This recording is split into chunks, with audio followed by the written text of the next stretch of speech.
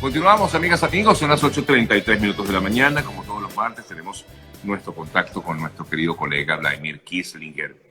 Vladimir, sé que, bueno, quieres abordar un temas, sobre todo lo que está pasando aquí en Estados Unidos, pero, oye, vale, me llamó mucho la atención el comentario que hizo, no sé si lo viste, Douglas Rico, el director del CSPC, esto de buscar un diálogo, De una la cota conversación. 905, así es.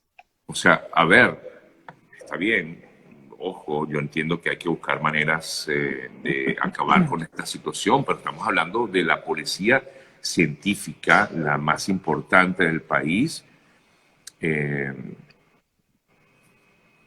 y llama la atención poderosamente que dice que él sigue directrices en el comentario que hizo, ¿no? En esta entrevista que se dio o concedió, perdona, a una emisora de radio. ¿Se logra esto? ¿Acabar con la delincuencia desatada de esta forma, dialogando? No sé, de repente sí, y yo me equivoco, o de repente sí, y es lo mejor.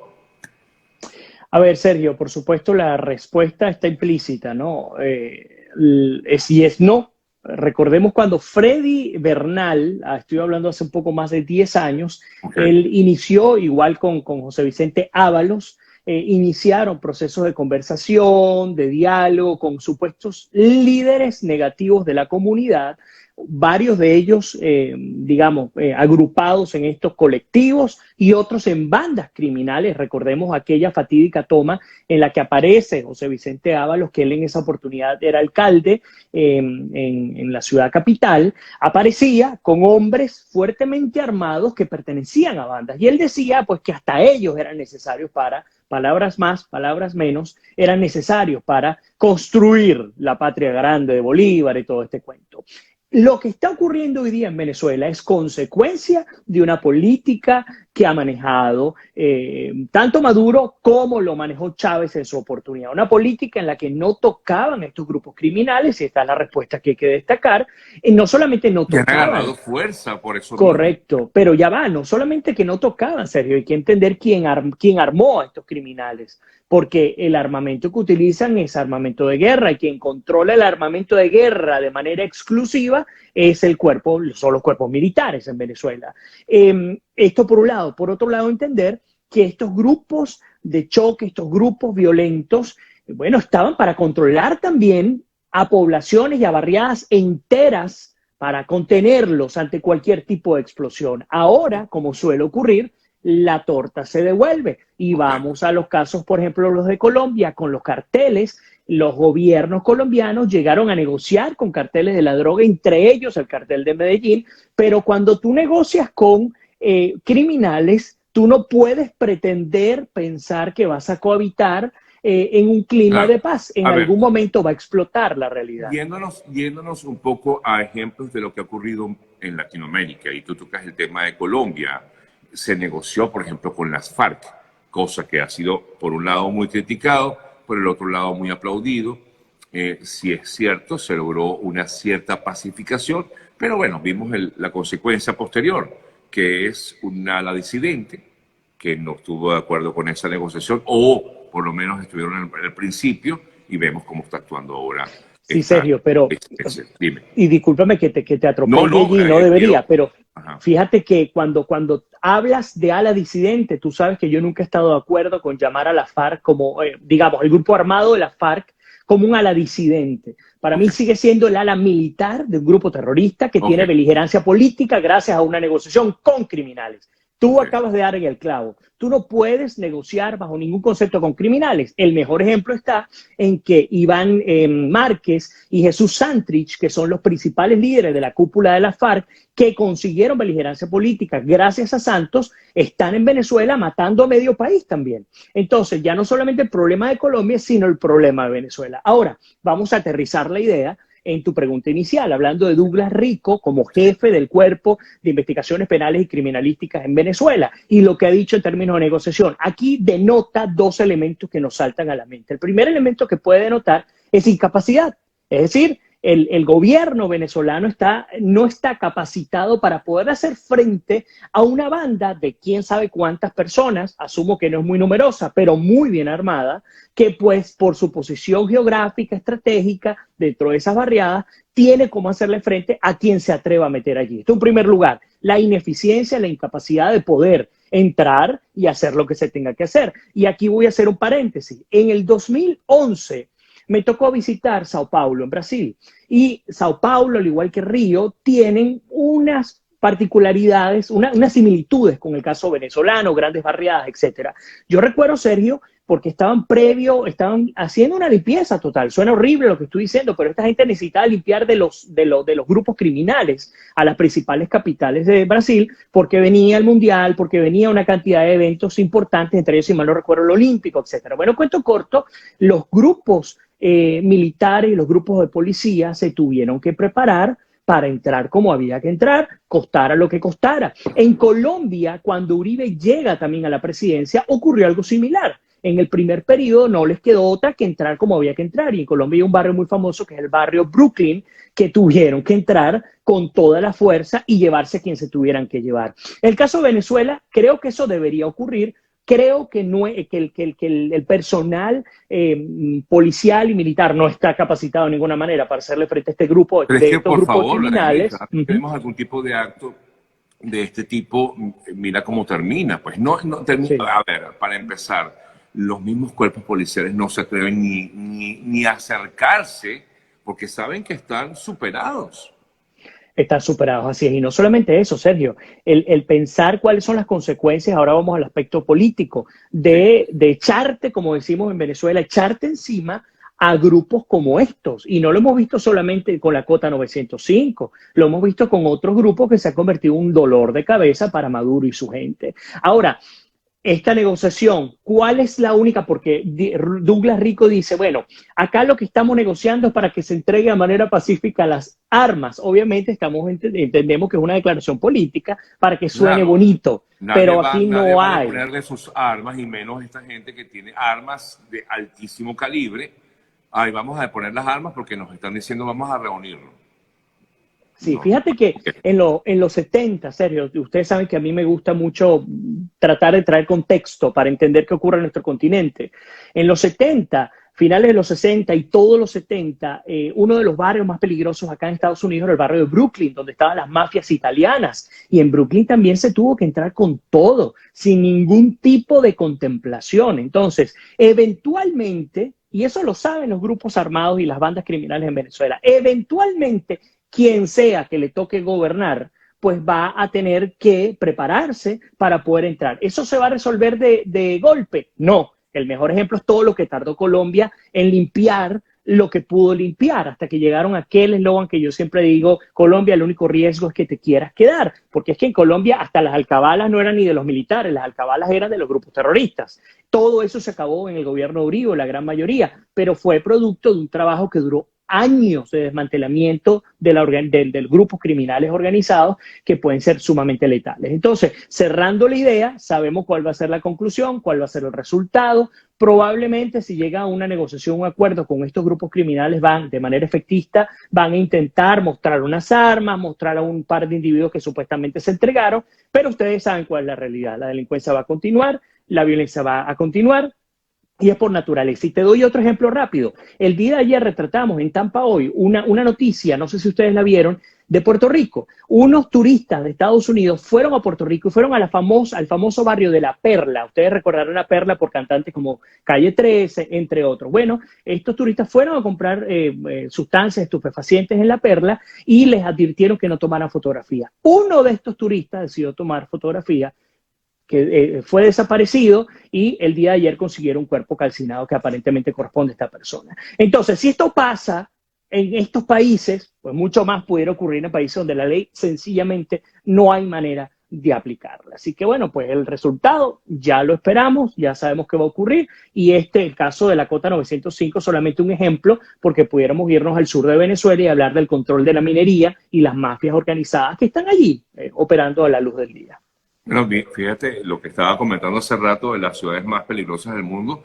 Ciudad Guayana es la ciudad más La número peligrosa de 14. toda Venezuela. Me sorprendió cuando lo vi. Además, ustedes A saben mí que yo también soy de me Ciudad impacta. Guayana. Wow, o Sí, sea, sí. me impacta porque, bueno, porque uno siempre piensa que es Caracas, ¿no? La más peligrosa. Así es. Hablemos un poco del tema, cambiando, ¿no? Cambiando un poco la situación, este tema que por supuesto es más que interesante y al final no vamos a poder lograr eh, eh, cambiar la situación, pero por lo menos conversarla sí lo podemos hacer. Vladimir, cuéntanos un poco acerca, mira, en esto se están cumpliendo los 100 días del gobierno de Biden. Tiene ahí esas dos patas flojas, definitivamente Biden. El tema de los migrantes y por el otro lado el tema de las armas, de lo que hablamos a la semana pasada, el tema de las armas, pero ha tenido un alto nivel de aprobación por todo el tema de lo que ha sido el proceso de vacunación en todo el país. Sí, sin duda. La primera lectura estadística que se le da a Biden responde a lo que acabas de comentar. En primer lugar, Biden prometió y no solamente prometió el tema de la vacunación del COVID con un número determinado, sino que triplicó esa promesa. Y no me refiero a Biden como individuo, sino a la gestión del presidente número 46 de los Estados Unidos, todo lo que implica esto en términos de sanidad.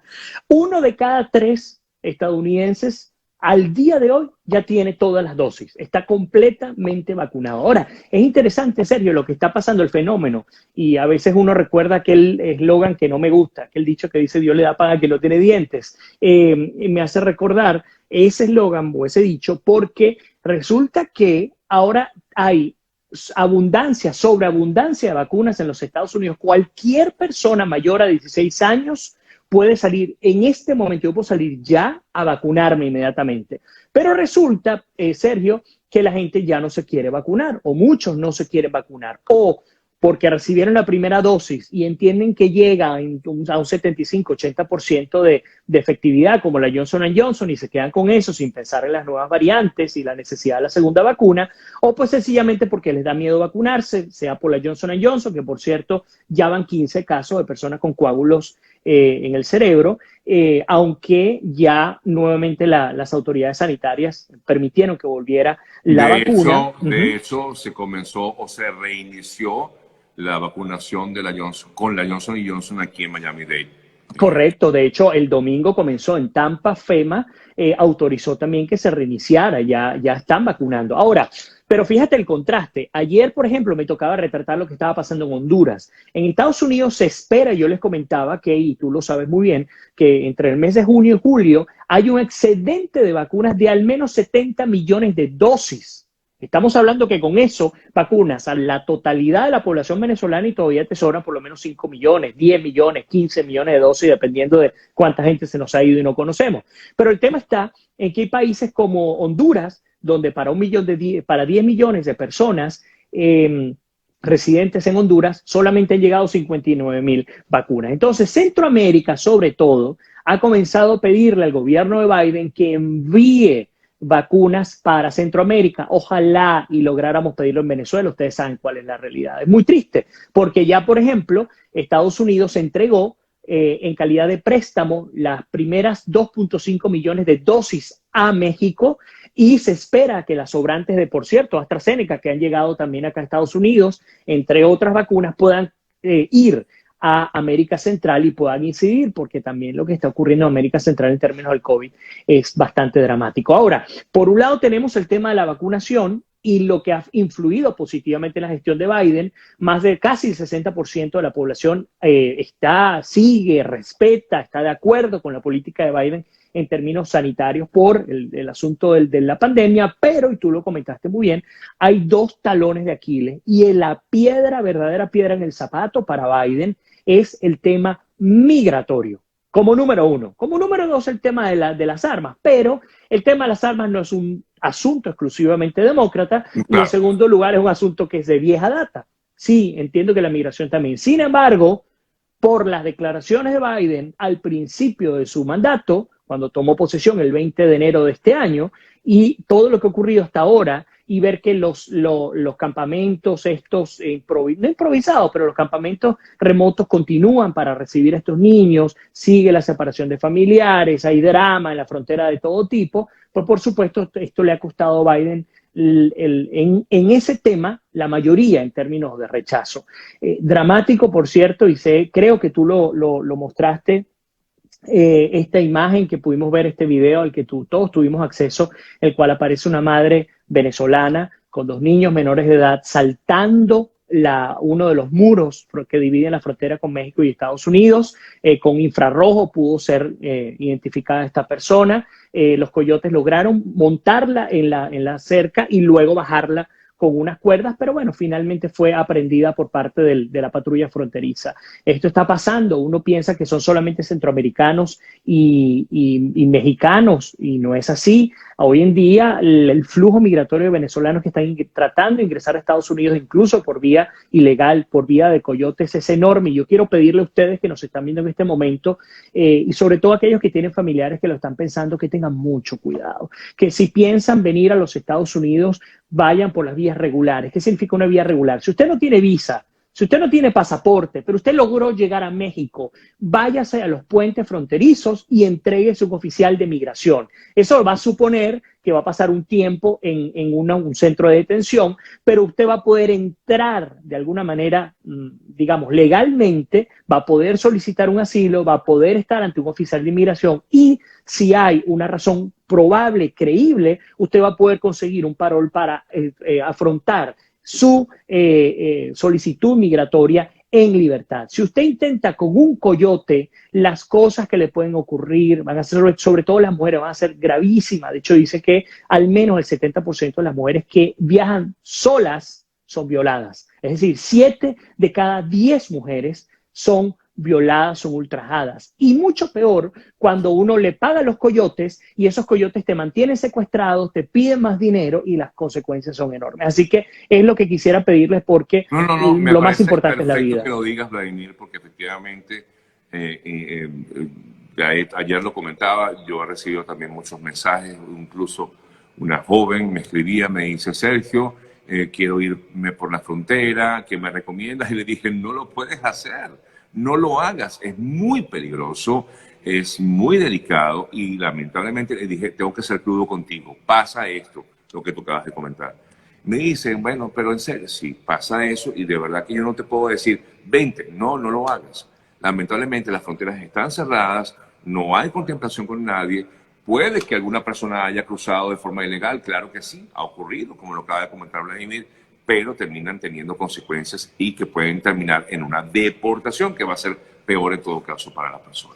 Sí, hay Así muchos que, elementos. Ahora, sí les digo que parte de la regularización del proceso migratorio, que no sé cómo lo va a resolver Biden, lo que se ha prometido, el propio secretario de Mallorca lo ha dicho, va a pasar de 15,000, si mal no recuerdo, hasta 100,000 personas por año. Sí se están recibiendo algunas personas que están haciendo su proceso de manera regular, e insisto, ¿qué significa de manera regular? Se van y se presentan ante un oficial de inmigración y hablan de un miedo probable o creíble. Vengo de Venezuela, tengo miedo a que me maten, sí, pero aquí parece estoy, que no están necesito aprobando ayuda. los miedos creíbles, no los están Bueno, haciendo. por supuesto que hay muchos casos que no, pero si a mí me das la opción entre poner mis manos a un coyote y arriesgarme a que no me aprueben un miedo creíble, yo prefiero al menos intentarlo con el miedo creíble, porque estoy Claro. pensando en la seguridad de mi seguridad, en la seguridad de mis seres queridos y mucho más de niños, como el caso del niño nicaragüense, que fíjense el ejemplo, ustedes lo vieron, salió en todo el mundo. Este niño que caminó solo durante horas, caminó solo porque su madre fue secuestrada por los coyotes. Finalmente fue liberada, pero él estuvo solo. Imagínense el trauma de por vida que le queda a ese niño. Por cierto, están por recibirlo en Miami, muy cerca donde estás tú. Su tío está a punto de recibir a este niño. La mamá finalmente se pudo ver con él. No es que se encuentre con él, pero se pudo ver con él. Pero este es un ejemplo de lo que pasa. Este niño tuvo la suerte de conseguirse con oficiales que lo pudieron asistir, pero ocurre muchas veces que se consigue con el peor postor y esos niños más nunca aparecen. Así que tengamos Así es, muchísimo así es. cuidado. Mira. Bueno, te agradezco mucho, Vladimir, como siempre, como todos los martes, nuestro análisis o el análisis de Vladimir, como yo lo llamo, compartiendo un poco pues, noticias y yendo un poco más allá. Gracias, Vladimir. Fuerte abrazo. Pueden seguir, recuerden a Vladimir a través de su cuenta en Instagram, que es @VladimirKislinger, y también en su nuevo proyecto @TampaHoy. Gracias, Vladimir. Sí. Gracias, Sergio. Un abrazo para todos. Que Dios me los bendiga. Amén, amén. Hacemos una pausa y al regreso concluimos con nuestro programa de hoy. Ya venimos.